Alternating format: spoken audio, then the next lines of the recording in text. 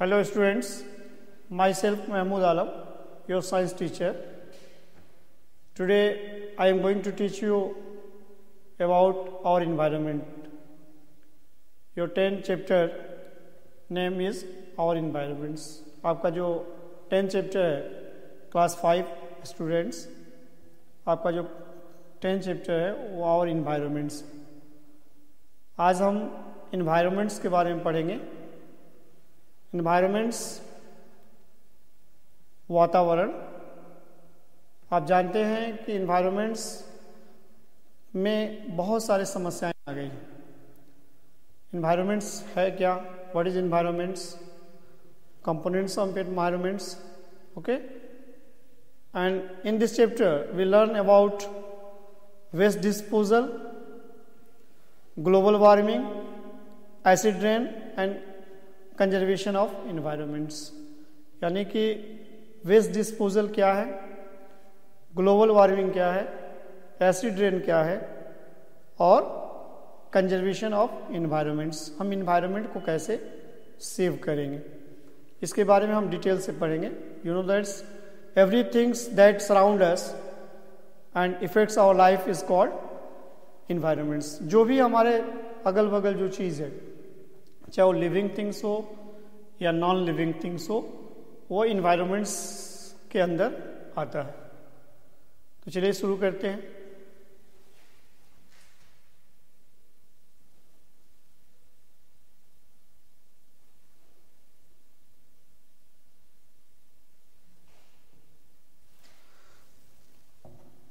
पहले मैं बताया आपको कि इस चैप्टर में हम लोग लर्न करेंगे वेस्ट डिस्पोजल. वेस्ट डिस्पोजल क्या है?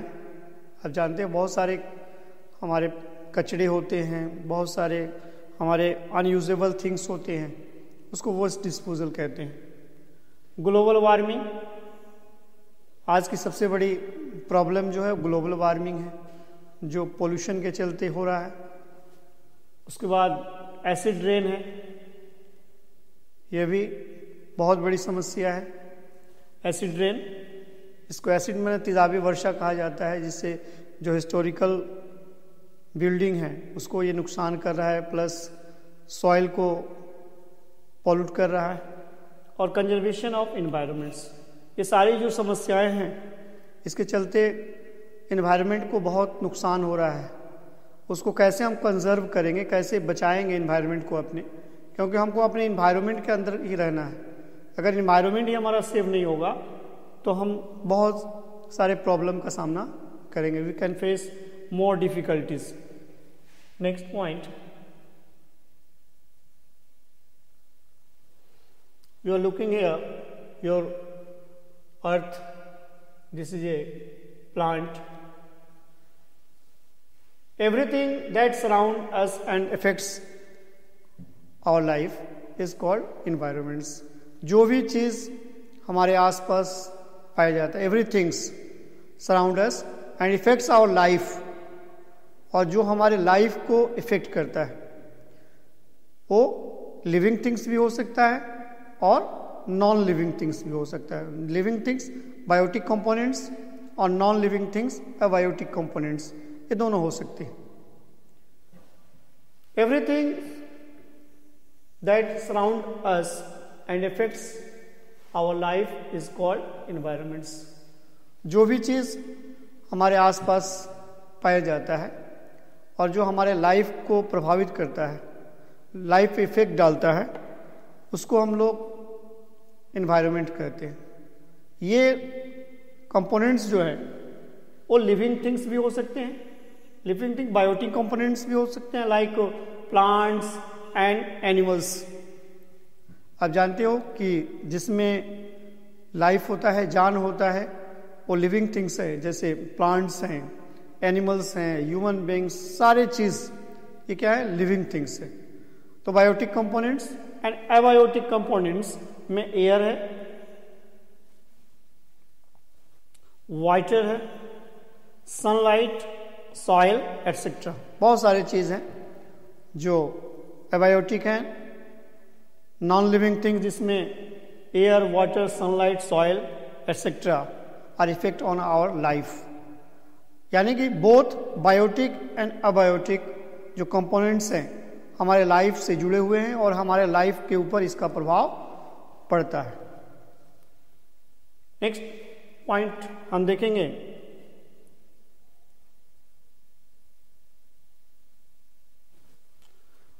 all the interesting organism is an area together with and the non-living constituents of the environment form an ecosystem। बहुत सारे ऑर्गेनिज्म हमारे इन्वायरमेंट्स में हैं, ये एक एरिया में एक साथ नॉन लिविंग कॉन्स्टिट्यूएंट्स के साथ रहते हैं, उसको हम लोग इकोसिस्टम कहते हैं। इकोसिस्टम्स बहुत तरह के होते हैं, जैसे कि ग्रासलैंड इकोसिस्टम होता है, मैरीन इकोसिस्टम होता है, बहुत तरह के इकोसिस्टम होता है। The earth has various ecosystems like pond, pond में भी बहुत सारे लिविंग थिंग्स रहते हैं, नॉन लिविंग थिंग्स रहते हैं, बहुत सारे थिंग्स रहते हैं, तो वो उसका एक इकोसिस्टम हो गया। एंड सीज है, सीज भी उसी तरह में बहुत सारे उसमें living things, fishes, other creatures, other living things पाए जाते हैं उसमें, उनका एक संसार होता है, एक वर्ल्ड होता है।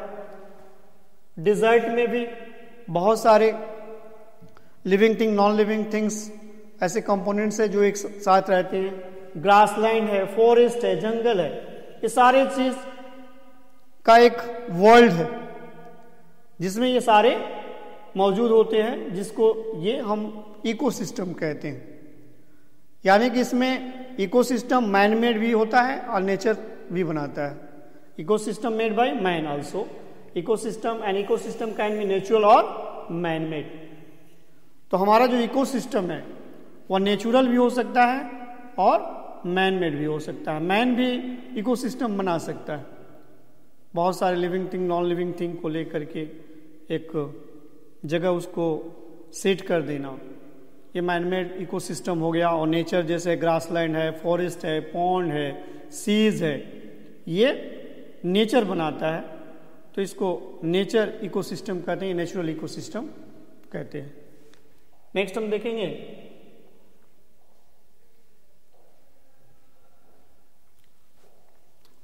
You are looking here ecosystem of grassland, grassland का इकोसिस्टम देख रहे हैं, और मैरीन इकोसिस्टम समुद्र वगैरह में जो इकोसिस्टम होता है। देखिए ग्रासलैंड्स हैं, ये इनका क्या हुआ, इकोसिस्टम हुआ। आप यहाँ पे देख रहे हैं ग्रासलैंड ऑफ इकोसिस्टम, यहाँ पे ये प्रोड्यूसर हैं, प्लांट फोटोसिंथेसिस का प्रोसेस कर करके भोजन हमें देते हैं। ये भोजन हम लोग यूज़ करते हैं। देखिए प्लांट्स जो प्रोड्यूस करता है, ग्रास ईटिंग एनिमल्स हैं,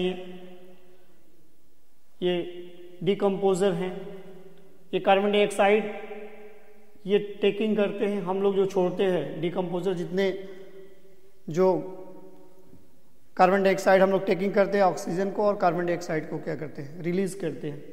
तो ये कार्बन डाइऑक्साइड फिर ये पौधे लेते हैं, कंज्यूमर के द्वारा क्या करते हैं, लेते हैं। ये ग्रास ईटिंग एनिमल्स, ये प्लांट्स के ऊपर डिपेंड है, ये रैबिट, और ये मीट ईटिंग एनिमल है। ये देखिए यहाँ से आप कार्बन डाइऑक्साइड मिलेगा ह्यूमन बीइंग से, ये जो स्मोक धुआं इसका निकलेगा उसमें भी कार्बन डाइऑक्साइड होता है। ये सारे ये भी कार्बन डाइऑक्साइड रिलीज करते हैं, ये भी कार्बन डाइऑक्साइड रिलीज करते हैं। यानी कि यहाँ से प्लांट्स अपना भोजन लिए और इनको ये क्या करते हैं, ईटिंग करते हैं। ये फ्लेश ईटिंग एनिमल्स हैं, तो ये एक दूसरे के ऊपर देखिए डिपेंड है। हम लोग ये दोनों डिपेंड हैं पौधे के ऊपर, और फिर पौधा जो है इनके ऊपर क्या है, ये पौधा जो है सनलाइट्स लेकर के, सॉइल लेकर के, वाटर लेके फोटोसिंथेसिस करता है, जिसमें उसको कार्बन डाइऑक्साइड की जरूरत होती है। तो कार्बन डाइऑक्साइड जो है इन एनिमल से उसको मिल जाती है, वो उसको भोजन देता है। हम लोग को ऑक्सीजन मिलता है पौधों से, और हम लोग कार्बन डाइऑक्साइड रिलीज जब करते हैं, ये ह्यूमन बीइंग, कार्स वगैरह, तो ये फिर अपना भोजन क्या करते हैं, बनाते हैं और इस तरह एक इकोसिस्टम कंप्लीट होता है, एक चैन जैसा है। ये आप देख रहे हो कि चैन जैसा है, तो ये ग्रासलैंड इकोसिस्टम हुआ।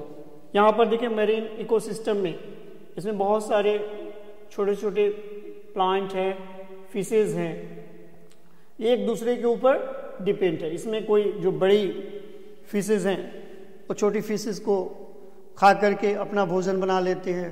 ये छोटे फिशेज हैं इन पौधों से, मिट्टी से ये अपने भोजन को प्राप्त करते हैं। तो ये एक इकोसिस्टम हुआ। इकोसिस्टम आपको समझ आ गया। नेक्स्ट,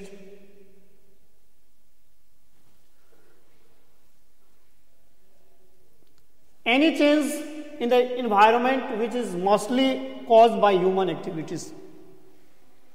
आज जितना भी चेंजेस इकोसिस्टम में हो रहा है उसका सबसे बड़ा जिम्मेदार ह्यूमन बीइंग है।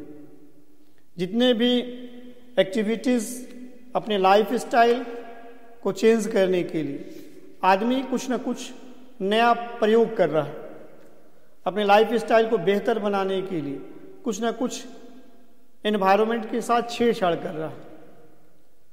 तो यानी कि एनवायरनमेंट पे जितने प्रभाव पड़ रहे हैं, जितने इफेक्ट्स पड़ रहे हैं, सब ह्यूमन बीइंग के चलते हो रहा है।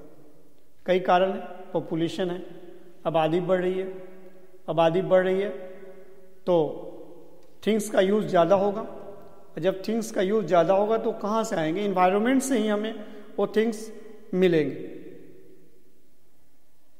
तो जितने भी एक्टिविटीज़ हैं, ये सारे एक्टिविटीज़ ह्यूमन का ये डिस्टर्ब करता है हमारे जितने भी इकोसिस्टम है, उसके साइकिल को क्या करता है? इफेक्ट करता है। हम अपने यूज़ के लिए डिफोरेस्टेशन कर रहे हैं, वनों की कटाई कर रहे हैं, वाटर की यूज़ ज़्यादा कर रहे हैं, मिल फैक्ट्री ज़्यादा लगा रहे हैं। तो जितने ज़्यादा ये सब यूज़ होंगे, जितने ज़्यादा हम लोग पैदावार बढ़ाने के लिए फर्टिलाइजर्स का यूज़ करेंगे, उतने पोल्यूशन क्या होंगे? बढ़ेंगे। ज़्यादा हम व्हीकल्स का यूज़ कर रहे हैं जिसके चलते पोल्यूशन, एयर पोल्यूशन हो रहा है। तो बहुत सारे जितने भी पोल्यूशन है, जितने भी इफेक्ट्स हैं, वो सारा इन्वायरमेंट पर डायरेक्टली पड़ रहा है। तो यानी कि any change in environment is mostly caused by human beings and human activities. यानी कि जितने भी चेंजेज हो रहे हैं, सारा का जिम्मेदार ह्यूमन की जो एक्टिविटी है, उसका प्रभाव हमारे इकोसिस्टम पर पड़ रहा है, जिसके चलते हमारा इन्वायरमेंट पॉल्यूट हो रहा है। Human beings have been constantly modifying the environment to meet their needs.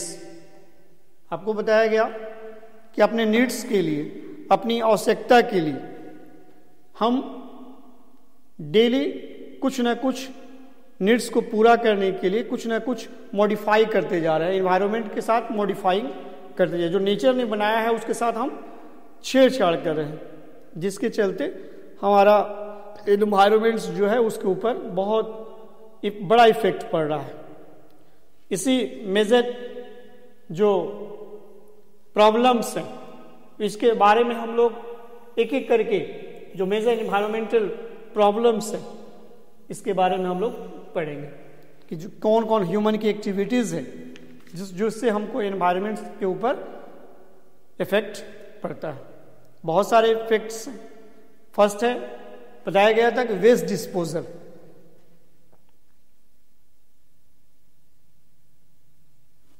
Waste disposal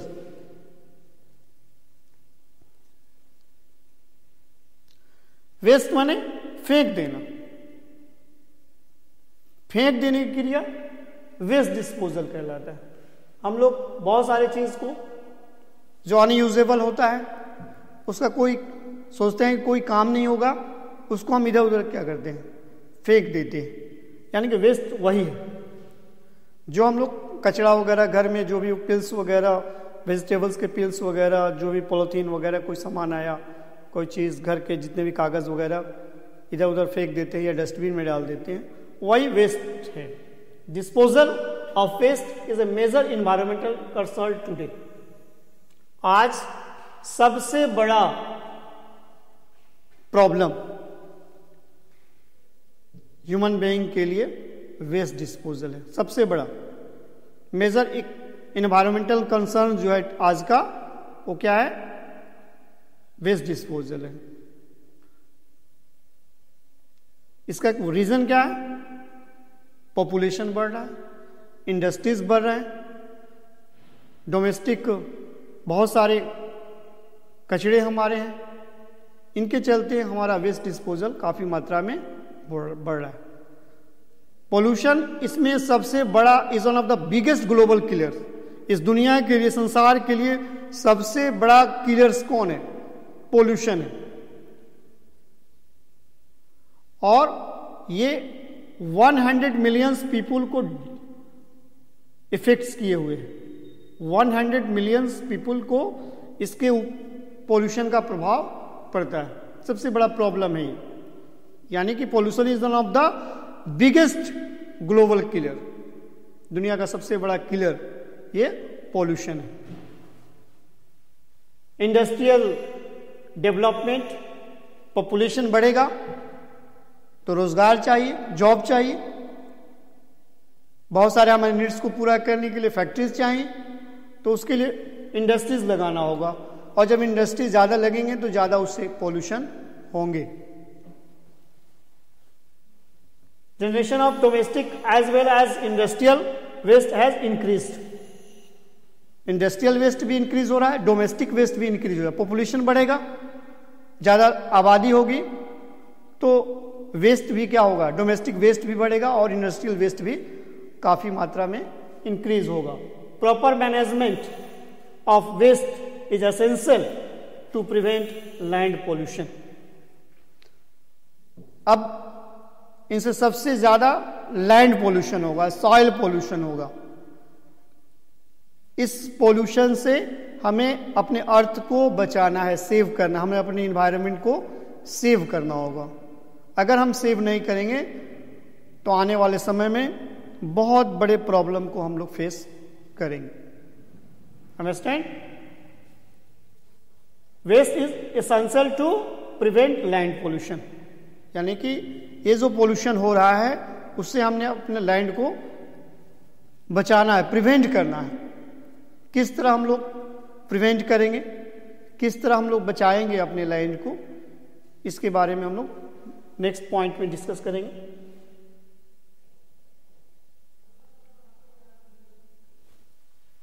methods of waste disposal, बहुत सारे मेथड्स हैं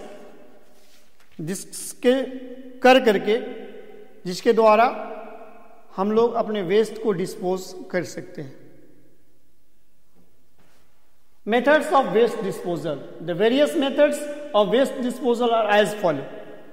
बहुत सारे मेथड्स हैं जिसके हम करके अपने वेस्ट को डिस्पोज कर सकते हैं, उसको खत्म कर सकते हैं, उसको कम कर सकते हैं। बहुत सारे तरीके हैं। हम लोग इस चैप्टर में एक एक करके पढ़ेंगे कि किस तरह हम लोग वेस्ट को डिस्पोज करके और क्या क्या कर करके इसको कम कर सकते हैं।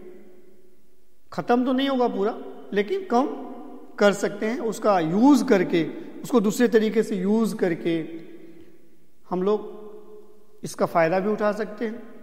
तो फर्स्ट है लैंडफिल। देखिए लैंडफिल यही एरिया है।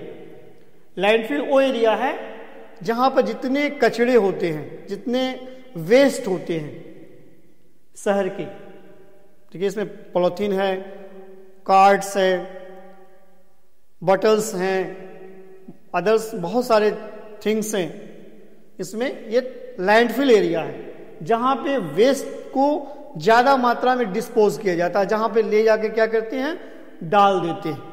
आप देख रहे हैं ये मशीन से, बड़े बड़े ट्रक से ले जा करके उसको जिस एरिया में डाल दिया जाता है वो लैंडफिल एरिया होता है। यानी कि ये लैंडफिल एरिया है जहां पे शहर, सिटी, टाउन का जितना जो वेस्ट होता है वो ले जाकर के वहां पे उसको फेंक दिया जाता है। अब सोचिए आप कि जहां पे ये डाला गया, जिस एरिया में डाला गया, उस एरिया में कितना पोल्यूशन होगा। लैंड पोल्यूशन भी होगा, ये सब सड़ेंगे, गलेंगे, बहुत सारे इसमें थिंग्स हैं। जो सड़ने गलने के बाद बहुत स्मेल करते हैं। तो इससे ह्यूमन बीइंग को, प्लांट्स को, एनिमल्स को, सबको नुकसान होगा। तो लैंडफिल वह एरिया है जहाँ पे कचड़ों को, ये शहर के बाहर ही रखा जाता है, शहर के बाहर ही बनाया जाता है, जहाँ पे लोग, ह्यूमन बीइंग्स कम रहते हैं या नहीं रहते हैं, उस एरिया में ही डाला जाता है। तो आप देख रहे हैं ये लैंडफिल एरिया है। Landfill, a landfill is a site for disposal of waste material by burial and is the oldest form of waste. यह एक पुराना तकनीक है, एक पुराना तकनीक है कि अपने घर के कचरे को, शहर के कचरे, गांव के कचरे को ले जाकर के एक जगह कहीं क्या किया जाए, फेंक दिया जाए। हमारे यहाँ गांव में देखे होंगे आप कि कचरा वगैरह जो होता है, कहीं खेत वगैरह, कोई खुला खेत है वगैरह, उसमें क्या करते हैं, डालते हैं। लेकिन शहरों में क्या होता है कि एक जगह होता है जहाँ टोटल शहर का जितना भी कचरा है, वेस्ट है, उसको ले जा करके वहाँ पे फेंकते हैं। उसको हम लोग लैंडफिल एरिया कहते हैं, उसको हम लोग लैंडफिल एरिया कहते हैं। Landfill is a site for disposal of waste material by burial and is the oldest form of waste, यानी कि सबसे पुराना तरीका है, बहुत ओल्ड तरीका है। बहुत सैकड़ों सालों से ह्यूमन बीइंग ऐसा ही करते आ रहा है कि कहीं पे ले जाकर उसको डिस्पोज करता है, फेंक देता है। उस एरिया को हम लोग लैंडफिल एरिया कहते हैं। There can be different types of landfill depending on the type of waste. अब लैंडफिल कई तरह के होते हैं। अब ये वेस्ट के ऊपर डिपेंड करता है कि किस तरह वेस्ट को हम कहाँ फेंकेंगे, किस तरह के वेस्ट को हम कहाँ रखेंगे, क्या उससे नुकसान होगा, उसका भी ध्यान रखना है। हम इससे तो नुकसान ही है, बहुत सारे हम डिफिकल्टी का सामना इससे करते हैं। तो हमको कहाँ पे उसको रखना है सही से, ये म्युनिसिपल वगैरह इसका ध्यान देती है। तो वहाँ ऊपर जाके डंपिंग कर देते हैं, ट्रंक वगैरह डंपिंग कर देते हैं, वहाँ पे ले जाकर के फेंक देते हैं। इसका बहुत सारा हार्मफुल इफेक्ट्स है, बहुत सारे हार्मफुल इफेक्ट्स इसका है। There are lots of harmful effects of landfill on the environments. Landfills का इन्वायरमेंट्स पर बहुत बड़ा प्रॉब्लम आता है। इस लैंड पे, इन्वायरमेंट पे सबसे बड़ा प्रॉब्लम फेस करना होता है। सबसे पहले तो ये जो अगल बगल का एरिया है उसको पॉल्यूट कर देता है। जितने भी अगल बगल के एरिया में हैं, वहाँ के वाटर, वहाँ का सॉयल, सबको ये क्या करता है, पॉल्यूट कर देता है। क्योंकि इसमें वाटर वगैरह भी रहते हैं या पानी भींगा हुआ कुछ चीज़ रहती है, वो सारे रिस करके वो पानी वो ज़मीन के अंदर जाएंगे और जो ग्राउंड वाटर लेवल में वहाँ पहुँच करके उस पानी को क्या करेंगे, नुकसान करेंगे। फिर उसके जो रेन वगैरह होगा तो उस कचरे पर जब रेन पड़ेगा, वर्षा होगी, वाटर पड़ेगा, तो उस दह करके जो अगल बगल जो फील्ड्स हैं, खेत हैं फार्मर्स के, वहाँ पे हो जाएगा, जिससे खेतों को भी काफ़ी नुकसान करेगा।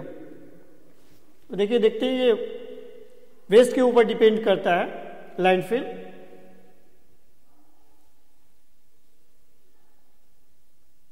इस पिक्चर में आप देखिए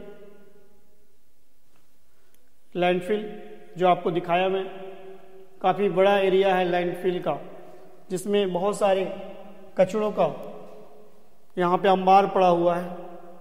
ये देखिए बगल में बिल्डिंग्स हैं, यहाँ पे यानी कि बिल्डिंग्स हैं तो ह्यूमन बीइंग रहते ही होंगे, बहुत सारे प्लांट्स हैं। इस सब का जो इफेक्ट्स है ये लैंडफिल का इन पे पड़ता होगा, यहाँ के ह्यूमन बीइंग पे, यहाँ के प्लांट्स पे, यहाँ के सॉइल पे, यहाँ के एनवायरनमेंट्स पे, यहाँ के एयर पे, यहाँ के वाटर पे, सबका इफेक्ट्स पड़ता होगा। तो देख लिया आपने, ये लैंडफिल एरिया है।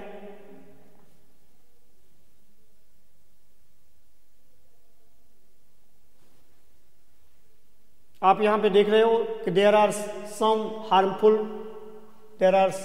Harmful effects of landfill on the environments. पहले मैं बताया आपको कि बहुत सारे प्रॉब्लम आते हैं, बहुत सारे प्रॉब्लम्स लैंडफिल का हमारे एनवायरनमेंट पर पड़ता है। एक एक करके हम लोग डिस्कस करते हैं। It pollute the local environments.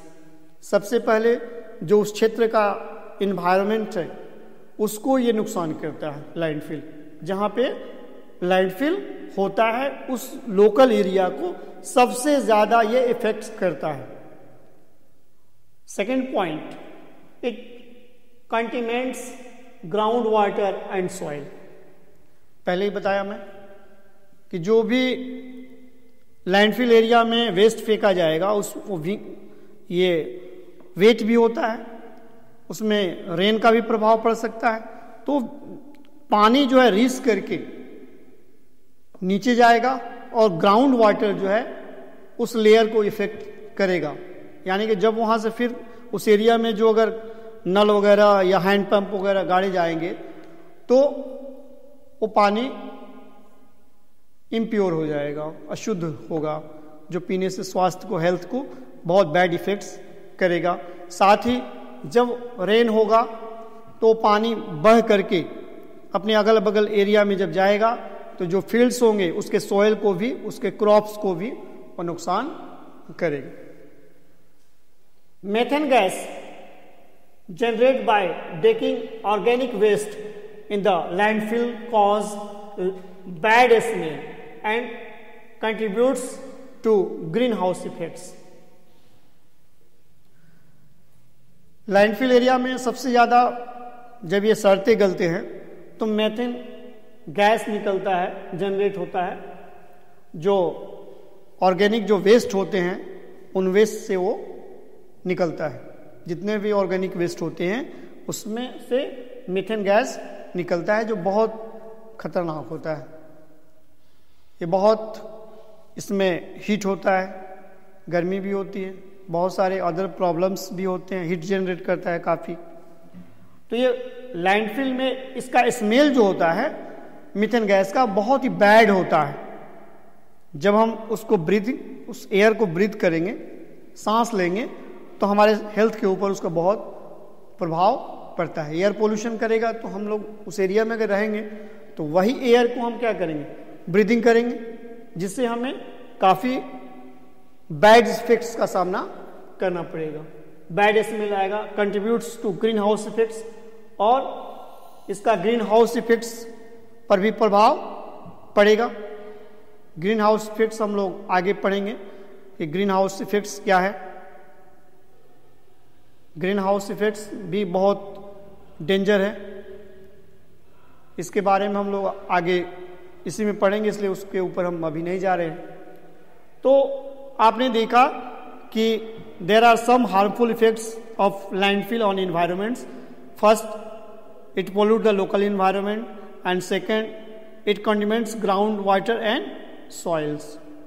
इसके जो कंटेमिनेंट्स होते हैं ये ग्राउंड वाटर और सॉइल को इफेक्ट्स करते हैं। और मेथेन गैस जो होता है ये बहुत बैड स्मेल करता है, जिससे एयर के ऊपर इसका बहुत बड़ा प्रभाव पड़ता है। नेक्स्ट पॉइंट,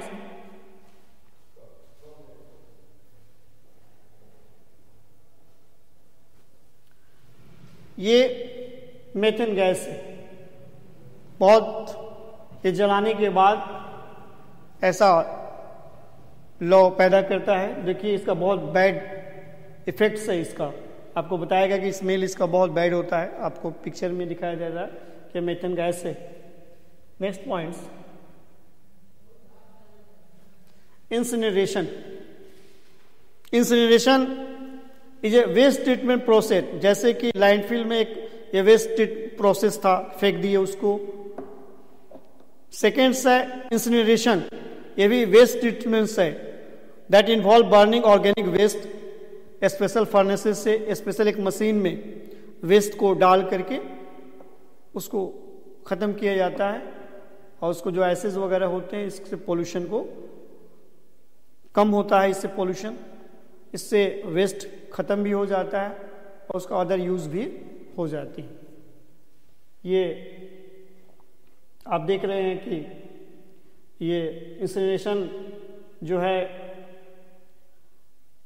ये मशीन है जिसका यूज़ किया जाता है। Incineration is a waste treatments process that involves burning of organic waste in special furnaces. एक स्पेशल तरह का ये मशीन है जिसमें ऑर्गेनिक वेस्ट को यूज़ करके हम लोग उसको ख़त्म कर सकते हैं और इससे फ्यूल में मिलेगा, गैस मिलेगा, जो काफ़ी हमारे यूज़ में आता है। ये देखिए ये मशीन है, ये एक्सिलरी बर्नर है जिसमें इसमें आप पानी वगैरह मिला करके जो भी ऑर्गेनिक वेस्ट है उसको डाल देंगे। यहाँ से ये बॉयलर गैस है जनरेट होगा, जो गैस बनेगा जब वो हीट देने के बाद वो सड़ेगा गलेगा तो जो गैस निकलेगा यहाँ से वो निकलेगा, यहाँ से एयर आपको इंटर होगा। देख रहे हैं बहुत सारे इसमें प्रोसेस हैं, एस डूर है, कंब्यूशन इन एयर इनलेट है, वेस्ट फूड है, उसको क्या करेंगे यहाँ पे डाल देंगे। डालने के बाद और जो गोबर मिला खाद वगैरह है, कुछ भी है, कचरा है जो ऑर्गेनिक है, उसको इसमें डाल देंगे, वो सड़ेगा गलेगा, उससे गैस बनेंगे और उस गैस का यूज़ हम फ्लू में ईंधन के रूप में कर सकते हैं, हीट के लिए कर सकते हैं। और द एस जो होता है, इसका जो एस होता है वो एयर पोल्यूशन, ये एयर पोल्यूशन करता है। लेकिन जितना आप ऐसे फेंक देंगे उससे कम आपको ये क्या होगा, पोल्यूशन करेगा। ये बहुत आसान तरीका है, इससे ये मशीन बैठा करके आप इंसिनरेशन उसको कहते हैं, आप ऑर्गेनिक वेस्ट को ख़त्म कर सकते हैं और उससे लाभ भी ले सकते हैं।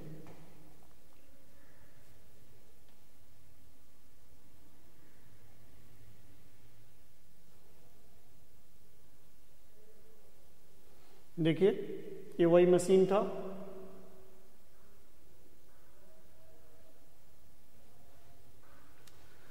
Organic waste are biodegradable waste.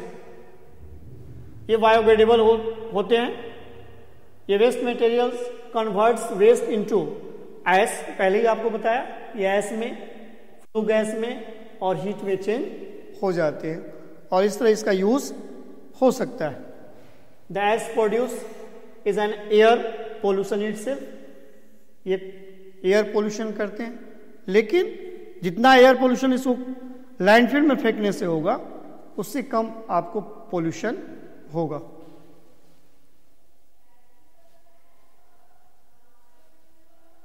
Next point, biogas plant. Biogas plant, ये बायोगैस प्लांट्स आज का सबसे बड़ा समस्या है। बायोगैस प्लांट में हम देखते हैं कि इसको सबसे बड़ा जो समस्या है आज गांव देहात का, वह ऊर्जा संकट। आज ऊर्जा संकट के तौर पर खास करके गांव के इलाकों में सबसे बड़ा ऊर्जा संकट है, क्योंकि लोग पेड़ों को काट रहे हैं, जंगल को काट रहे हैं, जिससे जो फ्यूल्स हैं, ईंधन है, उसकी कमी होती जा रही है। तो बायोगैस प्लांट लगा करके हम लोग उस जो ऊर्जा की कमी हो रही है उसको पूरा कर सकते हैं। बहुत सारे ऊर्जा की कमी हो गई है खास करके देहात में, और बायोगैस प्लांट देहात में बेहतर ये होगा क्योंकि यहाँ पे लोग जानवरों को पालते हैं, गाय, भैंस, बकरी वगैरह। तो जितने भी ये जानवर हैं उनके जो गोबर हैं, उस गोबर से ये बायोगैस प्लांट चलाया जा सकता है, या ऑर्गेनिक वेस्ट वगैरह कुछ होंगे उसको यूज़ करके ये बायोगैस प्लांट्स को बनाया जा सकता है। जिस तरह आप विंड एनर्जी से, सौर एनर्जी से एनर्जी प्राप्त करते हैं, उस तरह बायोगैस से भी आप एनर्जी प्राप्त कर सकते हैं। इसके लिए आपको बायोगैस प्लांट लगाना होगा। और बायोगैस क्या है, इसका क्या यूज़ है, इसमें बायोडिग्रेडेबल वेस्ट का यूज़ किया जाता है। जितने भी बायोडिग्रेडेबल वेस्ट है उसका हम लोग यूज़ करते हैं। तो देखिए, biogas plant play an important role in the management of domestic and biodegradable waste. जितने भी डोमेस्टिक और बायोडिग्रेडेबल वेस्ट है उसका यूज़ करके हम बायोगैस प्लांट्स का निर्माण करके उस जितने भी वेस्ट है उसका यूज़ कर सकते हैं, उससे हमको बहुत फ़ायदा मिलेगा। This plants biogas is produce from kitchen waste, fruit and vegetables peels जो होते हैं, पहले ही बताया गया कि इसको यूज़, इसमें क्या चीज़ किया जाएगा बायोगैस प्लांट्स में। इसमें आपको किचन वेस्ट है, फ्रूट वेजिटेबल्स का पिल्स है और एनिमल्स डंग है, गोबर वगैरह, गोबर में पानी वगैरह मिला करके इसका यूज़ किया जाता है, एनिमल्स डंग वगैरह। इसमें आप देख रहे हो कि ये जो पोर्शन है ये बिल्कुल ज़मीन के अंदर होता है, ये बिल्कुल ज़मीन के अंदर ईंट वगैरह से उसमें बना दिया जाता है। और ये एल्युमिनियम वगैरह का ये जो डोम इसको आप कह सकते हैं, इसको बनाया जाता है। इसमें वेस्ट वाटर जो फीड स्लरी होता है, जो एनिमल्स का डंग होता है, उसमें पानी वगैरह मिला करके इसमें यहाँ डाल दिया जाता है। तो इसमें मेथिन गैस होता है जो काफ़ी मात्रा में हीट वगैरह जनरेट करता है। जब ये गैस यहाँ पर तैयार होता है इस पैनल में ये गैस जब तैयार होता है, उसके सड़ने के लिए बहुत सारे इसमें माइक्रोब्स होते हैं जो उस पिल्स को, बायोडिग्रेडेबल वेस्ट को सड़ा देते हैं, जिससे वो गैस में बन जाता है।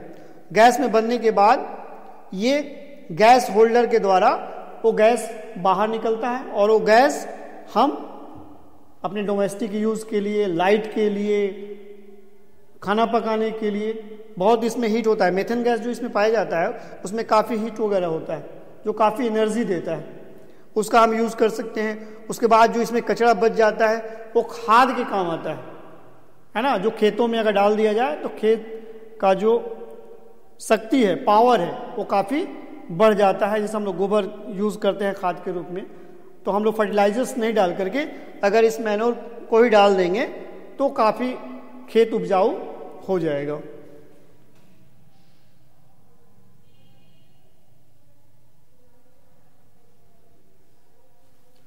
Biogas consist of methane 70 to 75%। सबसे ज़्यादा मैं बताया कि इसमें मीथेन गैस होता है जो काफ़ी एनर्जी देता है, काफ़ी हीट देता है, जो 70 से 75% होता है। कार्बन डाइऑक्साइड जो होता है 10 to 15% होता है और उसमें वाटर वेपर जो होता है 15 to 10% होता है। यानी कि 70 से 75% मीथेन गैस होता है जो काफ़ी हीट और एनर्जी रिलीज करता है। कार्बन डाइऑक्साइड भी होता है 10 से 50%, वाटर वेपर 5 से 10% होता है। इसमें जो जानवरों का खाद, गोबर, मलमूत्र ये सब डाले जाते हैं, उसको यूज़ किया जाता है, जिससे काफ़ी हमको फ़ायदा होते हैं। ये सोइल के जो इसका मैन्योर है, जो खाद है बताया था आपको, वो काफ़ी मिट्टी के लिए उपयोगी होता है और मिट्टी की शक्ति को बढ़ा देता है। जो हम लोग कुकिंग के लिए, उसका लाइटिंग के लिए जो गैस बनेगा उसका यूज़ कर सकते हैं। उस जो गैस निकलेगा उसको हम कुकिंग में भी इस्तेमाल कर सकते हैं, लाइटिंग में भी इस्तेमाल कर सकते हैं। और जो गाँव में धुआं होता है, जो लोग खाना बनाते हैं तो बहुत सारे धुआं होते हैं, वो धुआं से बच सकते हैं। काफ़ी उनको इससे फ़ायदे हैं, धुआं से बचेंगे और पोल्यूशन से बचेंगे। बहुत सारे कच्चे पदार्थ जो है गाँव में मिलते हैं, उसका हम यूज़ कर सकते हैं। इसमें जो खाद मिलेगा उससे फसल की शक्ति बढ़ेगी। गांव में लकड़ी, गोईठा ये सब का इस्तेमाल होता है। जो धुएं की समस्या आती है उससे बायोगैस की समस्या ख़त्म होगी और पोल्यूशन नियंत्रण होगा, क्योंकि इसमें जो गोबर वगैरह हैं वो खुले नहीं रहते हैं, जिससे मच्छर कम पनपेंगे और मक्खियाँ भी कम पनपेंगी और हम लोग पोल्यूशन से बच सकते हैं, बहुत सारे डिसीज से बच सकते हैं। तो आज के लिए बस इतना ही। अगले पार्ट में हम लोग कंपोस्टिंग के बारे में, वेस्ट रिड्यूस जो होते हैं उसके बारे में हम लोग पढ़ेंगे। तो आज के लिए बस इतना ही। Thank you students, have a good day.